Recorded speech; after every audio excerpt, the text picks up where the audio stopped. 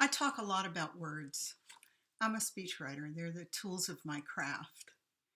And the hashtag for World Speech Day 2016 is unexpected voices. So I'm going to talk about some ways we can use words that can have unexpected consequences.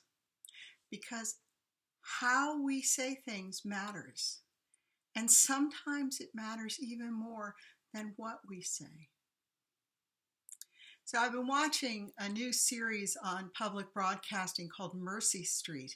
It's kind of a cross between Grey's Anatomy and Gone with the Wind, a hospital in the Civil War.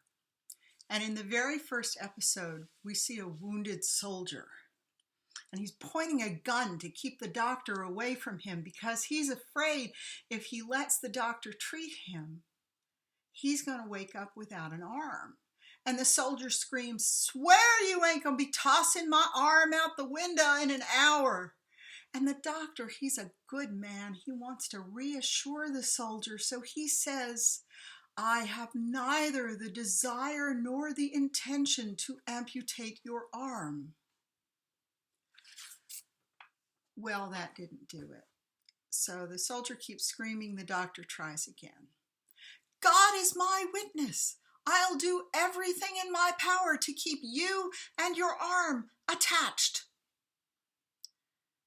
Watching that scene was excruciating for me because it took me right out of the drama and put me smack into speechwriter mode. I just wanted to grab the doctor by the shoulders and say, "Just say it!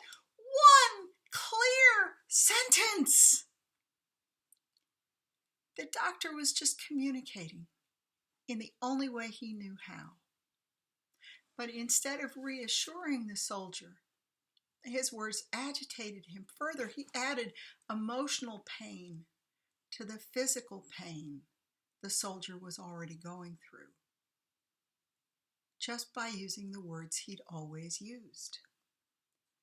Now, these days, most of us communicate more directly than they did in the 19th century, and for that, I am exceedingly grateful. But just by talking the way we've always talked and using the language we've always used, we can cause people pain unintentionally, just like the doctor did. Language evolves and people evolve. And if we're going to use language around people, we need to be intentional about what we're saying. So when I'm out at the diner with my friend and the waitress comes over and says, "Oh, well, have you girls decided yet?" Couldn't we just be folks? What are you folks having, or what are you two having?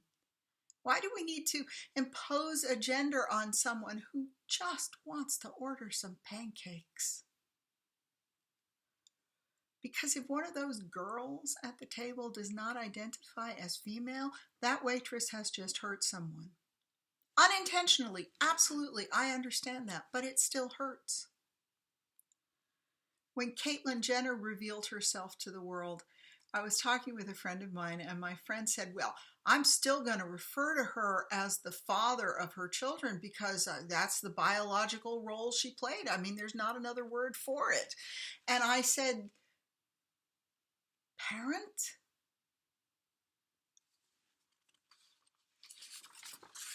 It's just a matter of taking a breath and thinking.